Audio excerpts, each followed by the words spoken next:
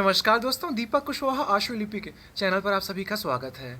और आज के इस वीडियो में बात करूंगा उत्तर प्रदेश पुलिस विभाग से आने वाली आरक्षियों की बम्पर भर्ती के विज्ञापन के बारे में, यानी कि सिपाही भर्ती के बारे में। ठीक है। और दूसरी खबर आपकी अधीनस्थ सेवा चयन आयोग की लेखपाल भर्ती संबंधित है कि परीक्षा परिणाम में सभी को एक अतिरिक्त अंक दिए जाएंगे। ठीक है, तो इसके संबंध में तो आप लोग वीडियो को पूरी जरूर देखिए। और जिन भी लोगों ने अभी तक चैनल को सब्सक्राइब नहीं किया है तो पहले से सभी जन चैनल को सब्सक्राइब भी जरूर कर लें, काहे से कि ज़्यादा जरूरी। ठीक है, तो पहली खबर आपकी आरक्षी भर्ती पर है। तो ये आज का अखबार है और देखिए इसमें खबर छपी है कि पीएससी की महिला वाहिनियों के लिए नागरिक पुलिस से दी जाएंगी आरक्षी। ठीक है, फिर अभी भर्ती के बारे में भी जिक्र है इसी में। देखिए लिखा है कि गोरखपुर, बदायूं और लखनऊ में स्थापित होने वाली पीएससी की 3 महिला वाहिनियों के लिए नागरिक पुलिस से सिपाही देने का निर्णय हुआ है। ठीक, उत्तर प्रदेश पुलिस भर्ती एवं प्रोन्नति बोर्ड जल्द 35,757 पदों पर सिपाहियों की सीधी भर्ती की प्रक्रिया शुरू करने जा रहा है। मतलब कि 35,757 भर्तियाँ आपको देखने की मिलेंगी।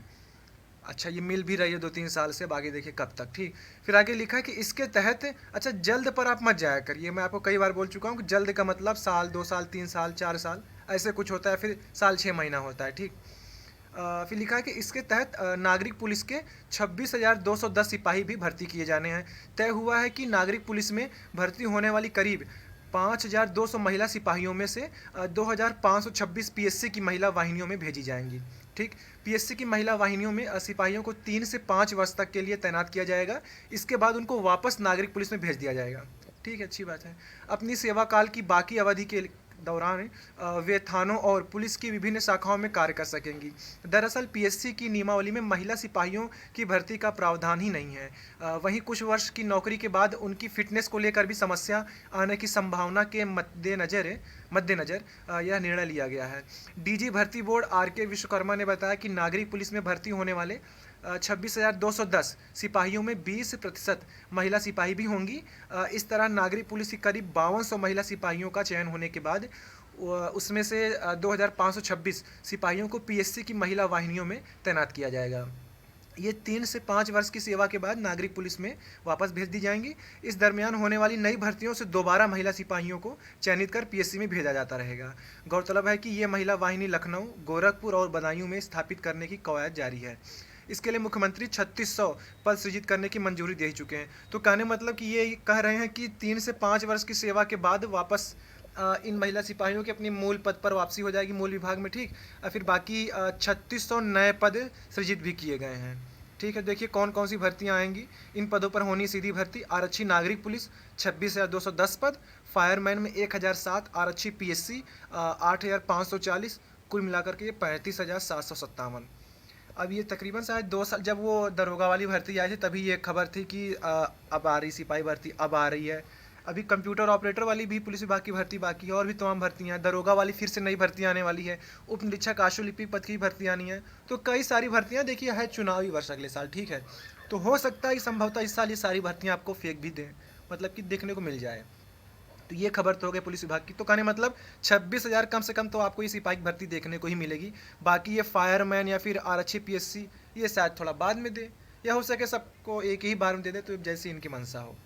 तो इसके लिए आप लोग इंतजार करें। ठीक, दूसरी खबर आपकी ये अधीनस्थ लेखपाल भर्ती संबंधित है कि लेखपाल भर्ती में विकल्प डी चुनने वालों को एक अतिरिक्त अंक। लिखा है कि इलाहाबाद हाईकोर्ट ने लेखपाल भर्ती की मुख्य परीक्षा में एफ सीरीज के प्रश्न संख्या 88 का उत्तर विकल्प डी चुनने वाले अभ्यर्थियों को एक अतिरिक्त अंक देने का आदेश दिया है। कोर्ट ने कहा है कि जिन अभ्यर्थियों ने विकल्प डी चुना है उसे भी सही मानकर परिणाम जारी किया जाए। यह आदेश न्यायमूर्ति जसप्रीत सिंह ने नितेश कुमार सिंह, श्रीधर यादव, रोविन अग्रवाल की अलग अलग याचिकाओं पर एक साथ सुनवाई करते हुए निर्णय दिया है। याचिकागण की तरफ से कहा गया कि वह उत्तर प्रदेश अधीनस्थ सेवा चयन आयोग की ओर से आयोजित लेखपाल भर्ती में मुख्य परीक्षा में चयनित है। पिछले वर्ष मुख्य परीक्षा हुई थी, उत्तर कुंजी जारी कर दी गई है। एफ सीरीज की बुकलेट में प्रश्न संख्या 61, 78, 88, 92 और 93 के सवालों के विकल्प सही नहीं हैं। सरकारी अधिवक्ता ने बताया कि प्रश्न संख्या 61, 92 और 93 के उत्तर को चुनौती देने वाली याचिका को हाईकोर्ट की अलग पीठ ने विचार कर खारिज कर दिया है। अब केवल सवाल 78 और 88 को लेकर है। याचियों ने कहा कि आयोग ने प्रश्न संख्या 78 का सही विकल्प 1 बताया है, जबकि यह सही नहीं है। कोर्ट ने इस संबंध में आयोग से जानकारी मांगी थी। उसकी तरफ से बताया गया कि विकल्प कि पहला विकल्प ही सही है। प्रश्न संख्या 88 को लेकर तथ्यों और रिकॉर्डों के आधार पर कोर्ट ने विकल्प ए और डी दोनों सही माना है। एफ सीरीज की प्रश्न संख्या 88 का सवाल तस्करी और रोकथाम और बचाव, तस्करी और वाणिज्यिक यौन शोषण के पीड़ितों के पुनर्वास और पुनः एकीकरण से जुड़ा था। उत्तर कुंजी में पहले विकल्प को सही बताया गया, जबकि याचिकों ने विकल्प डी को भी सही बताया। कहा कि पहला विकल्प एलपीजी सिलेंडर से जुड़ा है, यह केंद्र सरकार की योजना है। तो देखिए अब आपको एक अंक और मिलेंगे। बाकी देखिए बड़ा खुराफास होता है तो इन लोग का, जब ढंग से परीक्षा नहीं करा पा रहे हो, पहले इन लोग अच्छे देखते नहीं है, पड़ताल नहीं करते हैं का सही है का गलत है। अब ये तो परीक्षा करा के फुर्सत कर लिए, फिर वह हम आपत्ति लेते हैं। आपत्ति काहे लेते हो? जो सही है वही रखो ना। आपत्ति वाला तामझ झाम ना रहे। अब लड़का चले आपत्ति करे, आपत्ति ये मानेंगे नहीं, फिर लड़का जाए न्यायालय, वहाँ से भी ना हो सर्वोच्च न्यायालय जाए, अब का चला जाए वो अंतर्राष्ट्रीय न्यायालय। तो यही सारी खामियां हैं इन लोग में। ऐसा कुछ करवे ना करे गलत हो, जो सही तो सही, गलत तो गलत, सीधी सी बात है। आपत्ति उपत्ति लेने वाला तामे जहां खत्म। अभी आपत्ति लेते रहेंगे फिर इसे साल 2 साल लग जाता है। अभी तक ये था कि दिसंबर में शायद इसका परिणाम आ रहा है, फिर बोल रहे हैं कि जनवरी में देंगे हम। अभी आई फरवरी पूरी ख़त्म होने वाली है, अब देखिए मार्च अप्रैल में शायद कुछ हो। तो ये दोनों खबरें थी, तो अब आप लोग इंतजार करें। सिपाही भर्ती भी आनी है और इसमें तो एक अंक आपको मिल ही गया है। ठीक, तो ठीक है, आज की इस वीडियो में बस इतना ही था। अच्छा एक चीज़ और, एक आप लोग के लिए खुशखबरी वाली बात है कि अधीनस्थ इतने समय समझ लीजिए मलाई काट रहा है। अधीनस्थ सेवा चयन आयोग, कल ही पता चला कि अभी जो बजट पेश हुआ उत्तर प्रदेश का, तो उसमें अधीनस्थ को 1 करोड़ रुपया मिल गया यार। मतलब बताओ, लॉटरी किस्मत चमक गई इन लोग की। देखिए खबर है कि अधीनस्थ सेवा चयन आयोग का होगा अपना भवन।